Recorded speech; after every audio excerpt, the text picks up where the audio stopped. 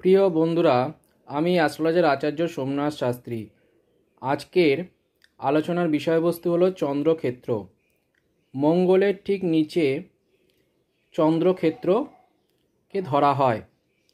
চন্দ্রস্থান বা চন্দ্রক্ষেত্র উচ্চ হইলে জাতক ভাবুক, অলস, বিষণ্ণভাব, সঙ্গীতপ্রিয়, উচ্চমনা, সৌন্দর্যপ্রিয়, স্বার্থপর, দুর্বল কিন্তু স্মৃতিশক্তি সম্পন্ন হইয়া থাকে। আর স্ত্রী ভাবাপন্ন বা জলে কর্মপটু অর্থাৎ সাঁতার কাটতে ভালোবাসে।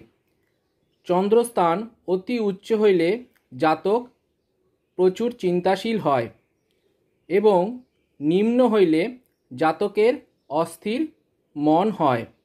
ধন্যবাদ।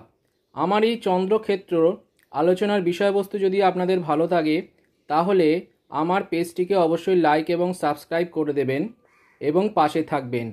আমার ফোন নাম্বার ও হোয়াটসঅ্যাপ নাম্বার 8240341335। অবশ্যই প্রয়োজন হলে কল করে নেবেন। ধন্যবাদ।